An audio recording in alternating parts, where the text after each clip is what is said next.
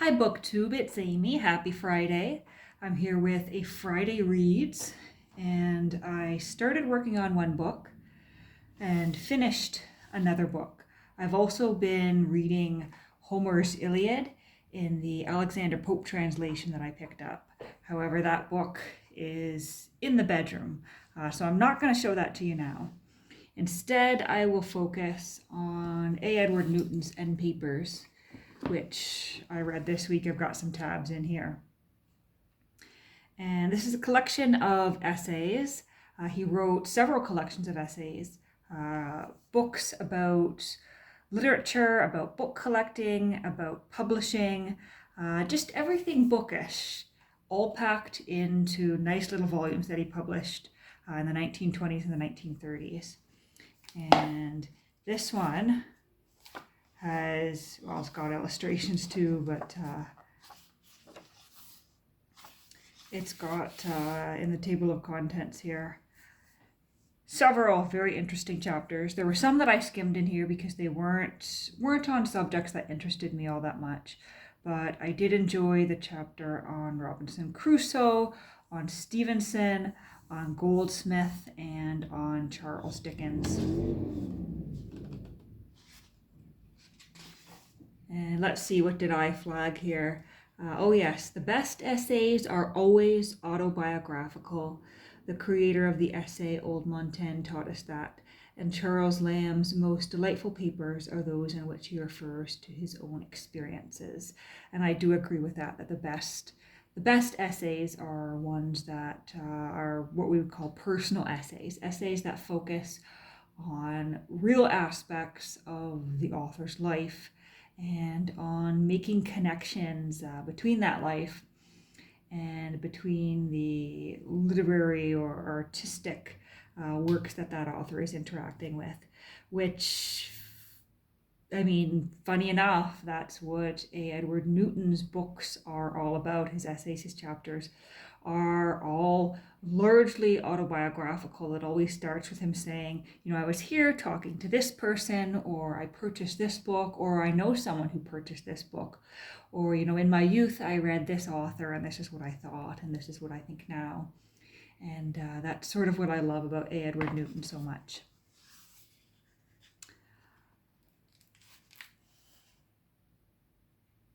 And here he's talking about forming a library. This was a great chapter as well. And if I were asked how this is to be done, I would say treat every great book as though it were a great man. In the words of Walt Whitman, Camarado, this is no book. Who touches this touches a man. But however much of a man a book may be, today it was once almost certainly a child. Its birth may have occasioned, as I'm bumping the camera, its birth may have occasioned its parent amount of anguish which the mother who bore you never knew. Great books have to struggle for existence. For every book that survives, 1,000, 10,000 fall. It is worthwhile then to examine the survivor carefully and to discover why it has withstood the changes and chances of this wicked world. And I think that's true not only of books as the theoretical book, the text of the book that's floating in the internet somewhere and being reproduced, or floating in this space between many editions, but also I think it's also true of individual copies of books, to look at these, not only why did the content survive, but why did the physical book itself survive, which I find very interesting because, a badly made book is going to crumble and potentially take the text with it. But sometimes we have a text, not because the text itself is worth much of anything, but because the physical book, the physical copies were made in such a way that they survived. Turning some more tabs here. And this was an interesting bit on forming a library that I found quite fascinating, and I should look into it to see if it still exists as a thing. But he talks about how he was meeting with someone, and they told him that there was an award at this particular school for the best book collection, And so he decided, since the prize money for this was running out, that he would redonate the prize money to continue this competition. And how it stood is that, he says here, an award of $50 should be made annually to the student who, during an agreed upon term, had formed the best, not the largest, collection of books in one or more departments in which the student was specializing, be it literature, chemistry, engineering, or whatnot, given evidence by the selection and care of his books, of his appreciation of the joy of ownership. It was recognized that few, if any, students can, while at college, afford the luxury of first editions, but well-edited editions printed by responsible publishers are always to be preferred to showy books and made to sell rather than to be read. Could pass reasonably well an oral examination upon his library, and who knew why the edition he had selected was to be preferred to some other. And he said that the idea can be made of great and lasting benefit and delight to those who in the formative years learn the joy of having a collection of books of one's own. And he talks about, there's a great illustration here. Jimmy Halto visualizes the author of this book collecting game. This book collecting game is another one of A. Edward Newton's books. But he talks about one of the collections that won, and he's talking here also about lyrical ballads and several works. We have Burton's Anatomy and another, and he's talking about Jackson's book, The Anatomy of Bibliomania, which is on my shelf, and I've slowly been reading through it bit by bit. But this was a bit of a reminder to go back to that. And that is sort of a compilation of hundreds, if not thousands, of bookish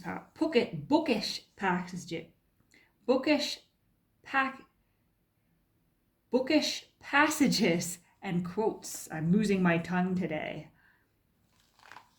And then there is a great chapter on the end here on Carolyn Wells and her books. And this is one of the few chapters in Newton's book that is actually about a woman book collector. Carolyn Wells collected quite a great collection, which was later sold. And she got some advice on book collecting, particularly on collecting Americana, from Newton.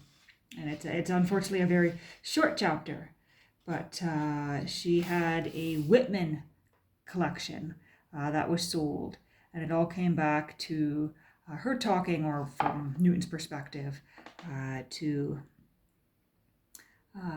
Carolyn talking to Newton about how a printing error can make a particular copy of a book worth a lot more, and that fascinated her, and she ended up collecting Whitman. But that is Newton's End Papers, which I quite enjoyed. And now I am digging into Alberto Manguel's Reading Diary, a year of favorite books. And this is from 2004, I'm thinking. Yep, 2004. And I bought this very cheap online. It came in the mail, and I actually wiped the whole thing down with a wet cloth because the cover was just browned with a layer of dirt. And believe me, it looks a lot better now than when it arrived in the mail a couple days ago.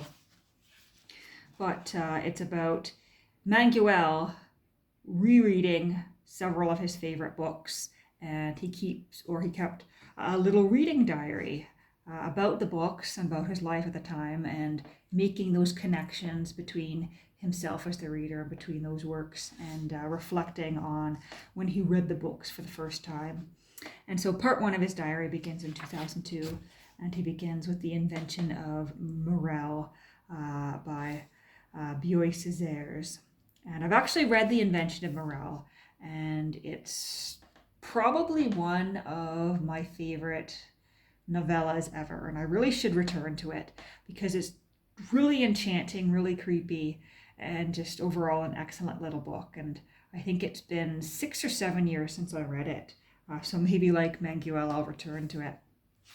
But here I am making notes in the book, and it's not a very well constructed book because even though it's only from 2004, so it's 15 years old, the whole thing is yellowed through all the pages. So I don't know if someone kept this book, next to a heating vent or in a window, or whether it's just a really shoddily made book. But I like this quote here. First of all, he's quoting Simone de Beauvoir, and when you quote Simone de Beauvoir, you are of course touching my heart. And so he's talking about how his nephew was quoting Simone de Beauvoir when she said, "I discovered with scorn the ephemeral nature of glory." But what interests me more is what comes next here, where Manguel says, "Perhaps in order for a book to attract us, it must establish between our experience and that of fiction, between the two imaginations, ours and that on the page, a link of coincidences." And for me, the reading process is just made 100 times better, 100 times more engaging by being able to link those coincidences. And it just seems to be by coincidence that there is a coincidence above this quote where there's a reference to Simone de Beauvoir. And I like Simone de Beauvoir so much because when I read her, I am drawing connections between her own writings and her own experiences and my own life. And so we've got this whole daisy chain here of coincidences that are leading to my enjoyment of this book. And I'm enjoying it so far.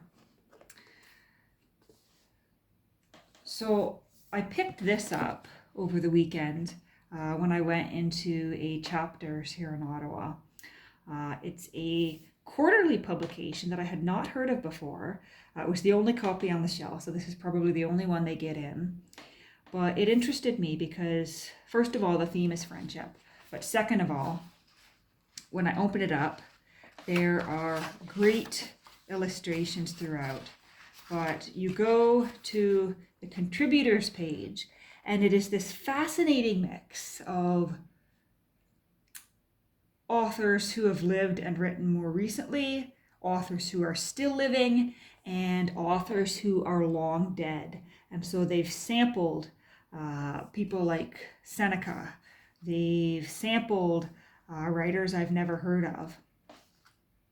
We've got Alexander Pope here, which was a nice serendipitous moment considering I had just purchased the Alexander Pope translation of Homer's Iliad. And it seems